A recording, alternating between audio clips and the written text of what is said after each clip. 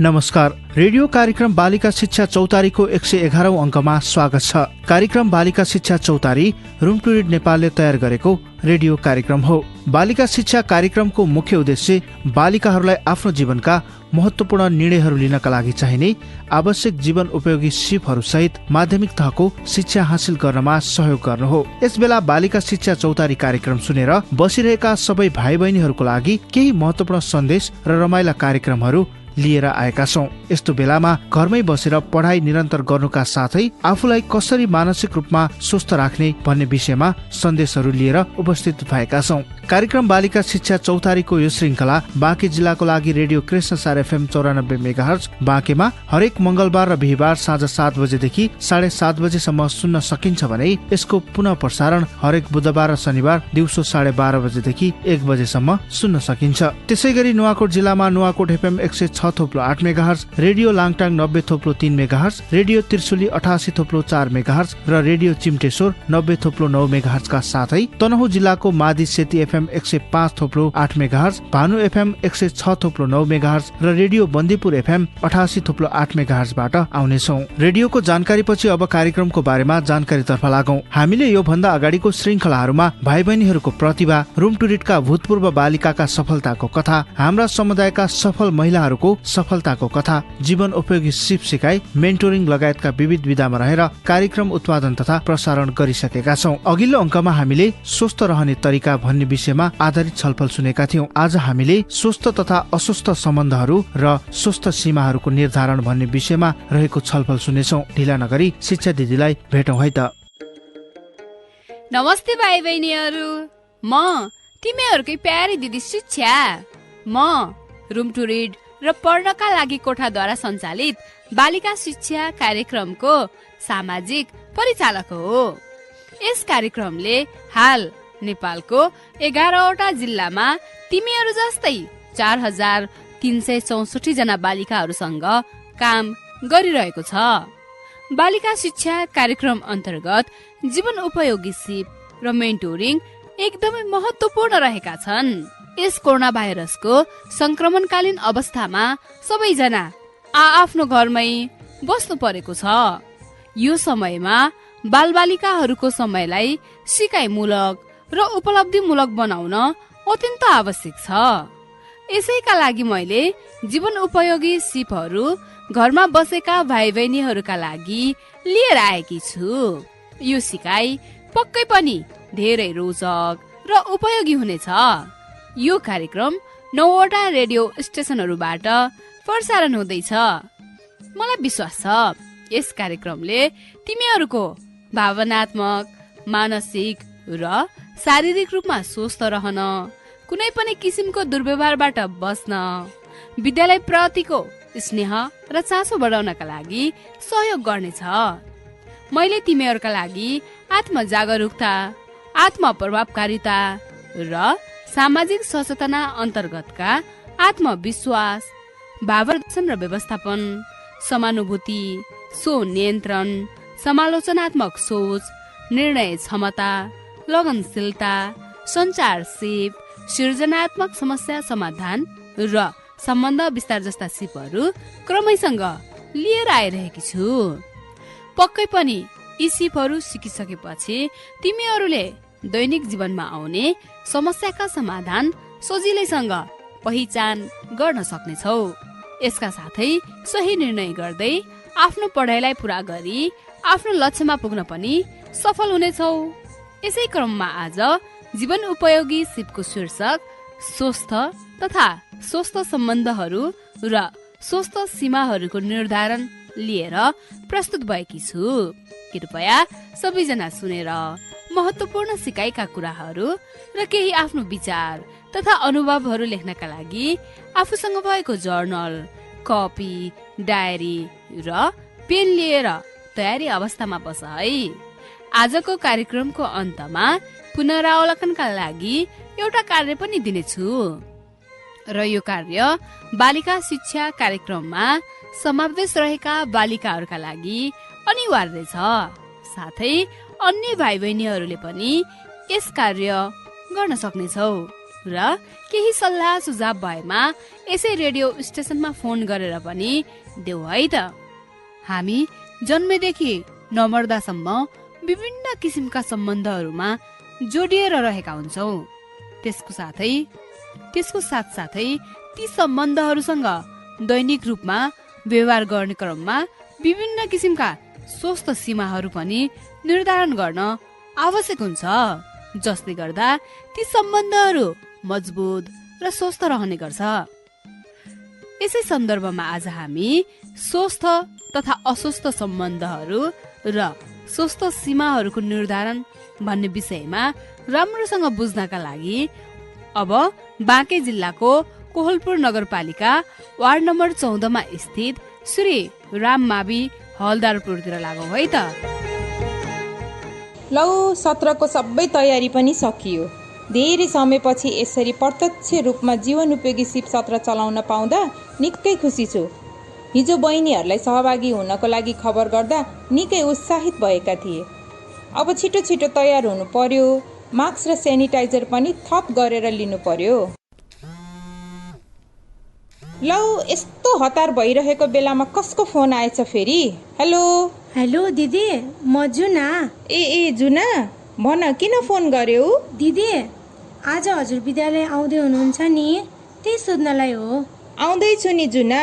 हिजो तिमीहरूसँग कुरा गरेर समय लिएपछि किन नआउनु? बरु तिमीहरू विद्यालय आउँदैछौ नि? आउँदैछौ दिदी। ए ल ठिक छ, त्यसो भए तिमीहरूको कक्षा सकिन साथ सत्र सुरु गरौँला है। अनि सुन त, छलफलका लागि साथीहरूलाई पनि खबर त गर्यौ नि? हजुर दिदी, तपाईँले भने जस्तै गरी विपासा, दीपिका, आरतीलाई खबर गरिसकेको छु। जर्नल पनि लिएर आउन भनेको छु। आहा, कस्तो राम्रो काम गरेछौ। अनि दिदी, अरू साथीहरूले छलफलमा तिनीहरूलाई किन नबोलाएको भन्दै थिए। ए हो र, अझै पनि कोरोनाको अवस्था जटिल नै छ। स्वास्थ्य सुरक्षाका मापदण्डहरू अपनाउनु पर्ने भएकोले सानो समूहमा छलफल गराउन लागेको हो। ठिकै छ, म विद्यालय आएर अन्य बालिकाहरूलाई सम्झाउला नि है। ल त जुना, अहिले फोन राख्छु, विद्यालयमै भेटौँ है। हस् दिदी। ल विद्यालयमा पनि छुट्टी भइहाल्यो। अब बहिनीहरू पनि आउँदै होलान्। छलफलका लागि चाहिने आवश्यक सबै सामग्रीहरू एकै ठाउँमा राखेर तयारी अवस्थामा बस्नु पर्यो। ल साथीहरू, लक्ष्मी दिदीले हाम्रै बालिका शिक्षा कार्यक्रम कोठामा बस्ने भन्नुभएको छ। अब छलफल गर्नको लागि त्यतै जाऊ न। दिदी नमस्कार। नमस्कार बहिनीहरू, के छ तिमीहरूको हाल खबर? हाम्रो त ठिक छ, हजुरलाई कस्तो छ? मेरो पनि सबै ठिक छ। दिदी, हजुरसँग कति धेरै दिनपछि यसरी भेट्न पाउँदा एकदम रमाइलो लागेको छ। म त झन् हिजो जुनाले आज दिदी आउने र हामीलाई जीवनोपयोगी सिप सत्र दिने कुरा भनेपछि आजको दिन कहिले आउला जस्तो भएको थियो। मलाई पनि आरतीलाई जस्तै भएको थियो। यतिका समयसम्म न त दिदीसँग प्रत्यक्ष भेट भएको थियो, न त तिमीहरूसँग नै यसरी बसेर कुराकानी गर्न पाइएको थियो। अनि आज तालिममा बस्न पाउँदा त कस्तो रमाइलो लागिरहेको छ। हो नि बहिनीहरू, मलाई पनि त्यस्तै खुसी लागेको छ तिमीहरूसँग यसरी प्रत्यक्ष भेटेर कुराकानी गर्न पाउँदा। अनि बहिनीहरू, तिमीहरूले भेटेर छलफल गर्ने त भन्यौ, के विषयमा छलफल गर्ने भनेर पनि आएका छौ त? छौ नि दिदी, अब चाडपर्व पनि नजिकै आउँदैछ। दशैंमा आफन्तको घर जाने योजना रहेको र साथै अवस्था सामान्य रहेमा तिहारमा भैलो खेल्ने योजना पनि बनाएका छौ। यस्तो बेला आफ्नै चिनेको मान्छेबाट पनि कहीँ कतै नराम्रो व्यवहार र आफूबाट पनि अरूले नराम्रो व्यवहार हुन्छ कि यस्तो बेला कसरी बस्ने, कुरा गर्ने भन्ने बारेमा छलफल गर्न पाए हुन्थ्यो। हामीलाई सजिलो हुन्थ्यो भनेर हामी साथी बीच छलफल भइसकेको छ, होइन त साथीहरू? ओहो बहिनीहरू, तिमीहरूले सोचेको र मैले पनि आज तिमीहरूसँग छलफल गर्ने भनेको विषय एउटै परेछ। हेर त, मैले तिमीहरूले नै भनेको विषय तयार पारेर आएकी छु। ल त त्यसो भए आजको छलफलतिर लागौँ है। तिमीहरू छलफलका लागि तयार छौ नि? छौ दिदी। कहिलेकाहीँ हामीलाई कसैले गरिरहेको व्यवहार, जस्तै हामीलाई छुने, नजिक बस्न खोज्ने, गाला चिमट्ने, कपाल तान्ने, सहयोग गरे जस्तो गरेर जिस्कन खोज्ने आदि हामीलाई नराम्रो लाग्छ। त्यस्तो अवस्थामा त्यस व्यक्तिले गरेको व्यवहार राम्रो हो कि होइन भन्ने कुरा थाहा पाउन जरुरी हुन्छ। अनि कसरी थाहा पाउने त्यो व्यवहार सही हो कि गलत भनेर? ल त्यसो भए आज हामी एकछिन स्वस्थ तथा अस्वस्थ सम्बन्धहरू र स्वस्थ सीमाहरूका निर्धारण बारे कुराकानी गरौँ, हुन्छ? हुन्छ। यो त हाम्रो लागि एकदम आवश्यक छ। तिमीहरूलाई याद छ कक्षा 6 मा जीवन उपयोगी सिपमा मित्रताको तत्त्वबारे सत्र लिएका थियौ नि? त्यति बेला तिमीहरूले मित्रताका लागि आवश्यक पर्ने गुणहरूको बारेमा पनि सिकेका थियौ, होइन त? हो दिदी। अनि त्यस बेला तिमीहरूले दयालु र मायालु हुनु मित्रताका लागि आवश्यक पर्ने गुणहरू हुन् भन्ने कुरा सिक्यौ। त्यसै गरी नातेदारहरू बीच, साथीहरू बीच, परिवार बीच र शिक्षकहरूसँगको सम्बन्धहरूका लागि आवश्यक पर्ने गुणहरूको बारेमा साथै सम्बन्ध कसरी राम्रो बनाउने भन्ने विषयमा पनि सिकेका थियौ। हो दिदी, हामीले दयालु वा मायालु मित्रताको लागि आवश्यक पर्ने कुराहरू के हुन्, जस्तै इमान्दार बन्ने, सम्मान गर्ने, विश्वासिलो हुने, मेहनती हुने, हिंसा नगर्ने इत्यादि भन्ने कुरा पनि सिकेका थियौँ, होइन र आरती? हो नि दिपिका, तिमीहरूले ठिक भन्यौ। हरेक सम्बन्ध राम्रो र स्वस्थ बनाउनका लागि दिपिकाले अघि भनेको कुरा एकदमै महत्त्वपूर्ण रहन्छ। ल पहिला तिमीहरूले नै भन त, तिमीहरूको विचारमा स्वस्थ सम्बन्ध भनेको के हो जस्तो लाग्छ? एकले अर्कालाई नहेप्ने र नजिकको सम्बन्ध हो दिदी। सबै कुरामा सहयोग गर्ने, माया गर्ने सम्बन्ध हो दिदी। विपाशा र दिपिका, तिमीहरूले एकदम राम्रो कुरा भन्यौ। स्वस्थ सम्बन्धहरू भन्नाले त्यस्ता सम्बन्धहरू हुन् जहाँ हामी खुसी, सुरक्षित र सहज हुन्छौँ, जस्तै आफ्नो परिवारका सदस्यहरू र हामीले विश्वास गर्ने आफ्ना साथीहरूसँग बसिरहेका बेला, कुनै कार्य गरिरहेका बेला, अरूले हामीलाई सहयोग पुर्याएको र हाम्रो भलाइमा ध्यान दिएको कुरा हामीले महसुस गर्नुपर्दछ। स्वस्थ सम्बन्धहरूले हामीलाई अघि बढ्न, आफ्नै बारेमा राम्रो सोच्न, सकारात्मक हुनका लागि सहयोग पुर्याउने हुनाले तिमीहरू ज्यादै महत्त्वपूर्ण हुन्छन्। साथै हामीले हाम्रा वरिपरि भएका सम्बन्धहरूमा स्वस्थ सम्बन्ध कायम गर्नुपर्छ। के कुराले हाम्रा सम्बन्धहरूलाई राम्रो बनाउँछ भन्ने कुरा जान्नु निकै महत्त्वपूर्ण कुरा हो। त्यसो भए दिदी, स्वस्थ सम्बन्ध कायम गर्न के गर्न सक्छौँ त? आरती, तिमीले एकदम राम्रो प्रश्न गर्यौ। खास गरी स्वस्थ सम्बन्ध कस्तो हुन्छ भन्ने कुरा पनि थाहा पाउन सक्छौ र यसको परिणाम स्वरूप हामी दुर्व्यवहार चिन्न साथै रोक्न सक्छौँ। स्वस्थ सम्बन्धभित्र खुला सञ्चार, एक अर्काका सीमाहरूको सम्मान, उत्तरदायित्वको बाँडफाँड, एक अर्काप्रतिको विश्वास र समर्थन, उचित व्यवहार, छलफल, इमान्दारिता र जवाबदेहिता समावेश हुन्छन्। त्यसै गरी स्वस्थ सम्बन्ध कायम गर्न इमान्दार बन्ने, एक अर्कालाई सम्मान गर्ने, विश्वास गर्ने र एक अर्कालाई हिंसाजन्य व्यवहार नगर्ने, यसरी हामीले स्वस्थ सम्बन्ध कायम गर्न सक्छौँ। ए हजुर दिदी, अनि हामीले स्वस्थ सम्बन्ध कायम गर्न सकेन भने के हुन्छ? यदि हामीले स्वस्थ सम्बन्ध कायम गर्न सकिएन, एक अर्कालाई सम्मान गर्न र बुझ्न सकिएन भने हामीले अस्वस्थ सम्बन्ध र दुर्व्यवहारको सामना गर्नुपर्ने स्थिति हुन सक्छ। दिदी, फेरि यो अस्वस्थ सम्बन्ध भनेको के हो अनि कस्तो सम्बन्धलाई अस्वस्थ सम्बन्ध भनिन्छ? जुन व्यवहारमा ईर्षा, चेतावनी, आलोचना, रिस, हिंसा, मौखिक दुर्व्यवहार, छलकपट, आफ्नो नकारात्मक व्यवहारलाई अस्वीकार गर्ने, नियन्त्रणमा राख्न खोज्ने जस्ता व्यवहारहरू अस्वस्थ सम्बन्धमा पर्दछन्। ए हो दिदी, अनि कस्ता व्यवहारहरूलाई दुर्व्यवहार भनिन्छ त? शारीरिक, मानसिक र भावनात्मक विकासमा दीर्घकालीन आघात पुर्याउने प्रकारका कुनै पनि व्यक्तिको व्यवहारलाई दुर्व्यवहार भनिन्छ, जसले बालबालिकाको वा किशोरीहरूको कोमल मन र मस्तिष्कमा दीर्घकालीन नकारात्मक असर पार्न सक्छ। दुर्व्यवहार जो कसैबाट जहाँ पनि हुन सक्दछ। धेरै बालबालिकाहरू दुर्व्यवहारको जोखिममा परिरहेका हुन सक्छन्, तर त्यस्ता जोखिमबाट जोगिन सबैले सतर्कता अपनाउनु पर्दछ। एउटै घटनाबाट विभिन्न प्रकारका दुर्व्यवहार भइरहेका हुन सक्दछन्, जस्तै भावनात्मक दुर्व्यवहार। कसैले कुनै पनि व्यक्तिको चित्त दुख्ने गरी गाली गर्नु, आत्मविश्वास तोड्नु, कसैले कसैलाई बहकाउमा वा दबावमा पारेर आफ्नो स्वार्थका लागि प्रयोग गर्नु, भावनात्मक आवश्यकताको व्यवस्था गर्नु जस्ता क्रियाकलापहरू भावनात्मक दुर्व्यवहार हुन्। शारीरिक दुर्व्यवहार, कुनै व्यक्तिमाथि आफ्नो रिस पोख्नु। शारीरिक दुर्व्यवहार, कुनै व्यक्तिमाथि आफ्नो रिस पोख्न बालबालिकालाई पिट्नु, बालबालिकालाई शारीरिक, मानसिक र शैक्षिक विकासमा असर पर्ने काममा लगाउनु, बालबालिकालाई फुर्सद र आरामको समय नदिई काममा लगाउनु, गाह्रो भारी बोकाउनु, विद्यालयमा सजाय दिनु, बालबालिकालाई रक्सी, चुरोट, नशालु पदार्थ खान सिकाउनु, बालबालिकालाई मनोरञ्जनको साधनको रूपमा प्रयोग गर्नु जस्ता क्रियाकलापहरू शारीरिक दुर्व्यवहार हुन्। मौखिक दुर्व्यवहार, कसैले कसैलाई बिना कारण जिस्काउनु, नराम्रो नाम काढेर बोलाउनु, बिना कारण हप्काउनु, हेप्नु, सराप्नु, खिल्ली उडाउनु, गाली गलोच गर्नु जस्ता क्रियाकलापहरू मौखिक दुर्व्यवहार हुन्।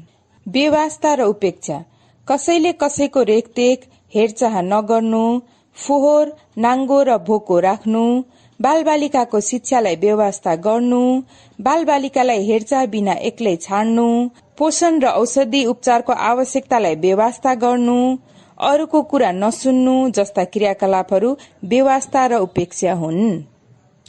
यौन दुर्व्यवहार, कसैले अरूलाई अश्लील चित्रहरू, किताब, चलचित्र वा क्रियाकलापहरू देखाउनु, बालबालिकासँग मनोरञ्जनका लागि अश्लील कुराकानी गर्नु, संवेदनशील अंगहरू देखाउनु, छुनु वा छुन लगाउनु, बालबालिकालाई बलपूर्वक वा दबावमा पारेर मन नपर्ने ठाउँमा छुन लगाउनु, बालविवाह गर्नु वा गराउनु, बालबालिकालाई देह व्यापारमा लगाउनु, यौन सम्पर्क गर्नु जस्ता क्रियाकलापहरू यौन दुर्व्यवहार हुन्। यदि कसैले आफूप्रति नकारात्मक सोचका साथ नराम्रो शब्द प्रयोग गर्दछ भने आफ्नो लागि दृढ भएर उभिनु पर्दछ। कसैले तिमीहरूलाई अनादर गर्छ, अर्कै नामबाट बोलाउने गर्छ भने आफूलाई विश्वास लाग्ने शिक्षक, परिवारका सदस्य, विश्वासिलो साथी वा सल्लाहकारबाट सल्लाह लिनु पर्दछ। यदि तिमीहरूले नगर्नुस् भन्दा भन्दै पनि तिमीहरूमाथि हातपात गर्छ, शरीरमा छुन खोज्छ, गालामा चिमोट्ने, एक्लै भेटम भन्ने, म तिमीलाई धेरै माया गर्छु भन्दै चुम्बन गर्न खोज्ने जस्ता व्यवहार गर्छ भने आफ्नो विश्वासिलो व्यक्तिलाई भन्नुपर्छ र त्यस्तो दुर्व्यवहार गर्ने व्यक्तिसँगको सम्बन्ध तोडिदिनुपर्छ। यो कुनै मायाको प्रतीक पनि होइन। यो कसैलाई एकदमै ख्याल गर्नुहुन्छ भनेर देखाउने स्वस्थ सम्बन्ध पनि होइन। जब हामीले अस्वस्थ सम्बन्धहरू देखाउँछौँ वा उनीहरूको व्यवहार त्यति सहज पाउँदैनौँ, त्यति बेला हामीले उनीहरूको प्रस्ताव वा व्यवहारलाई हुन्न भन्न सक्नु पर्दछ। त्यसो भए त दिदी, कहिलेकाहीँ कसैले म तिम्रो दाइ जस्तै त हो भनी मेरो शरीर छुन खोज्नु, नजिक बस्न खोज्नु, त म प्रति गरेको व्यवहार अस्वस्थ र दुर्व्यवहार पो हुने रहेछ, होइन त? अनि दिदी, बसमा यात्रा गर्दा पनि यस्तो छुने चिमोट गर्छन्, यो पनि त दुर्व्यवहार नै त हो नि, होइन र? हो नि, यो पनि एक प्रकारको दुर्व्यवहार हो। यस्ता खालका अस्वस्थ व्यवहारहरू भएको अवस्थामा आफ्नो विश्वासिलो वा आमा बुवालाई भन्नु पर्दछ, सहेर बस्नु हुँदैन। हो नि दिदी, अब यस्तो दुर्व्यवहार सहेर बस्दैन। कसैले अस्वस्थ व्यवहार गरेका अवस्थामा म त अब आफ्ना आमा बुबालाई भन्छु। त्यसपछि त्यो हो नि दिदी, अब यस्तो दुर्व्यवहार सहेर बस्दैनौ। कसैले अस्वस्थ व्यवहार गरेका अवस्थामा म त अब आफ्ना आमा बुबालाई भन्छु। त्यसपछि त्यो व्यवहार गर्नेलाई कसरी र कसले भन्ने छलफल गरेर भनिहाल्नु। त्यसपछि त्यो व्यवहार गर्नेलाई कसरी र कसले भन्ने छलफल गरेर भनिहाल्नु पर्छ।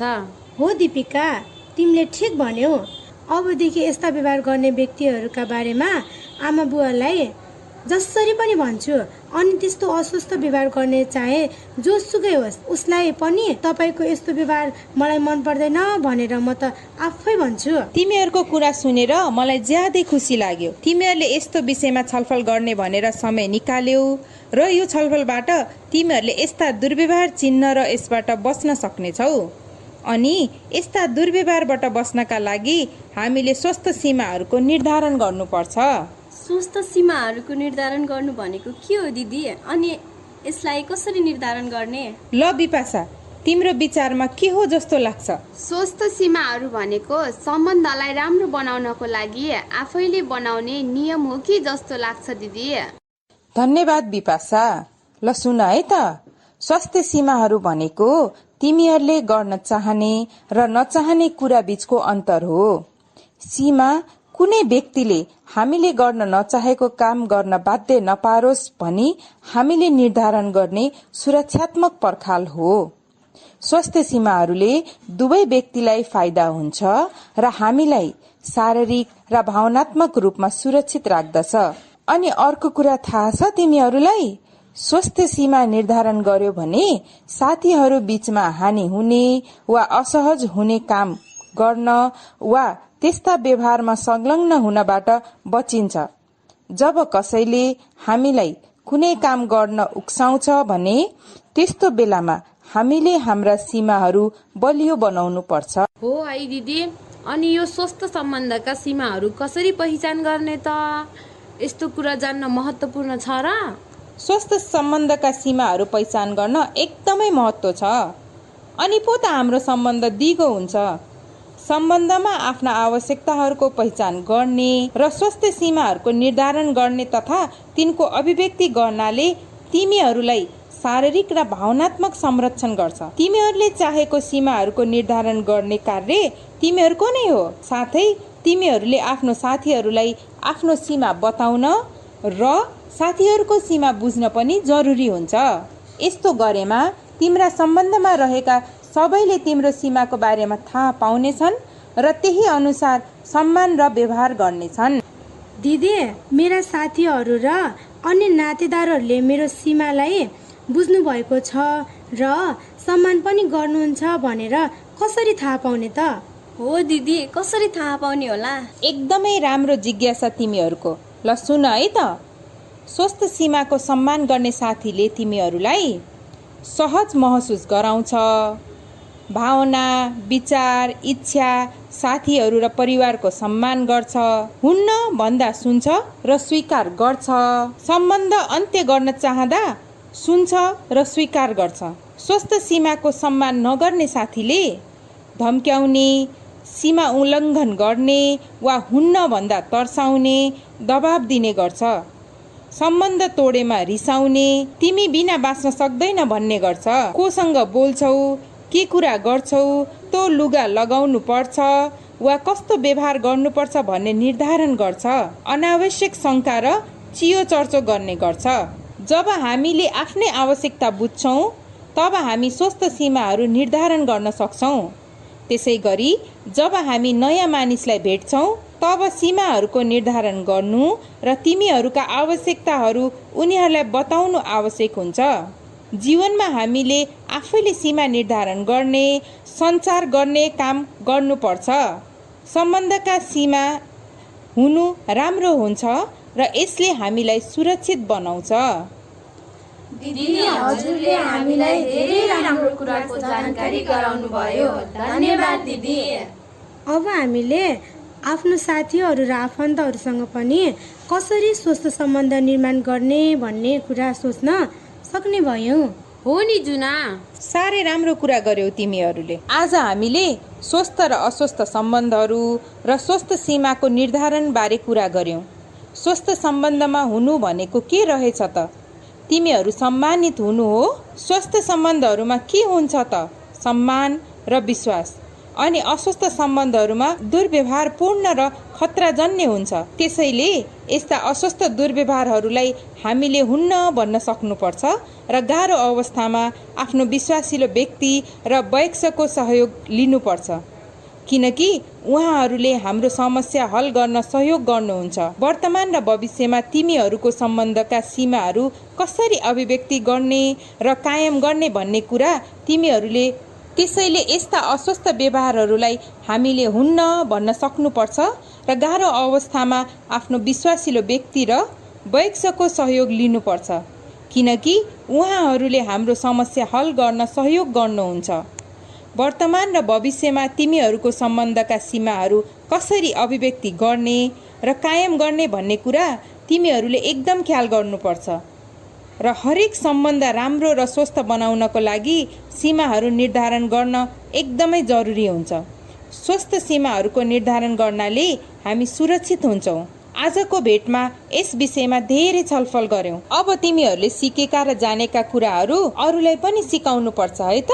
हस् दिदी, यो कुरा त सबैले जान्नै पर्छ।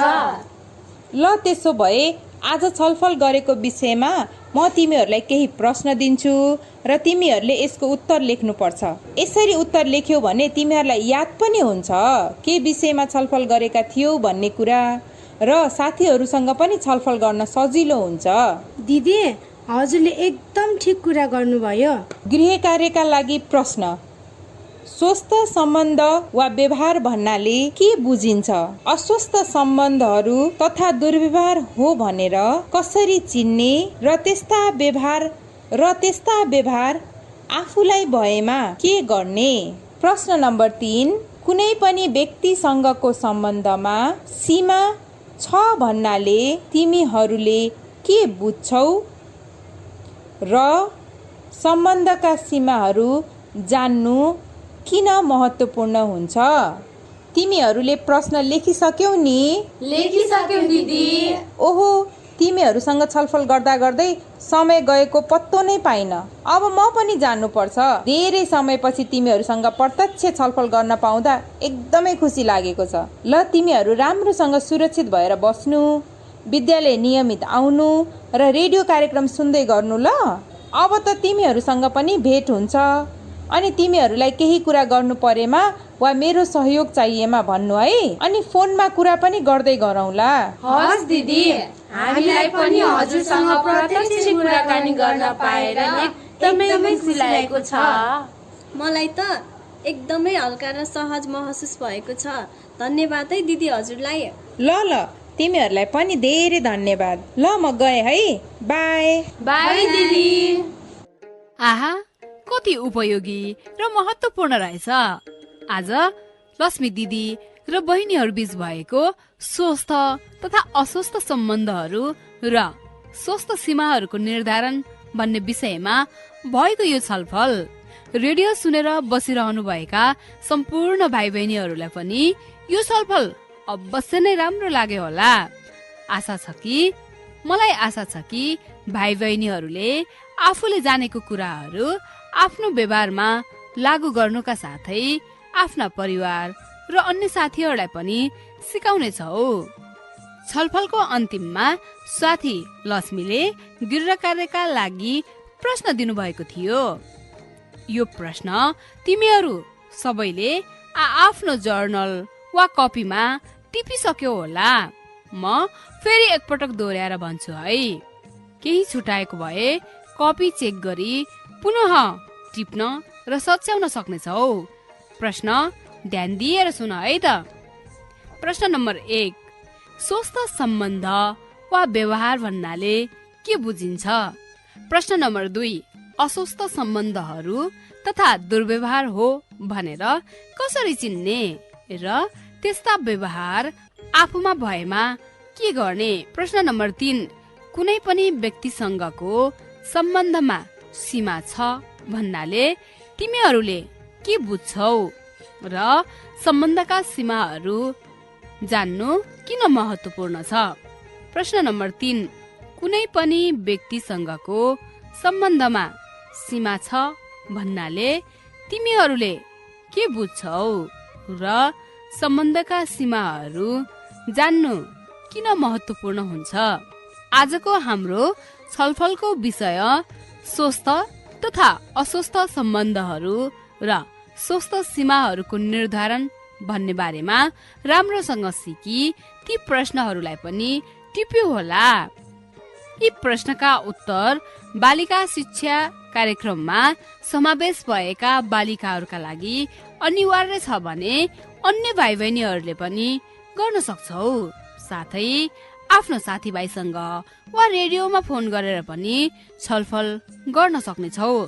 अर्को हप्ता म पुनः जीवन उपयोगी सिप सम्बन्धी नयाँ विषय लिएर आउने नै छु। अहिलेलाई मलाई पनि बिदा देऊ है त, तिमीहरूकै प्यारी शिक्षा दिदी। फेरि भेटौँला, बाई बाई।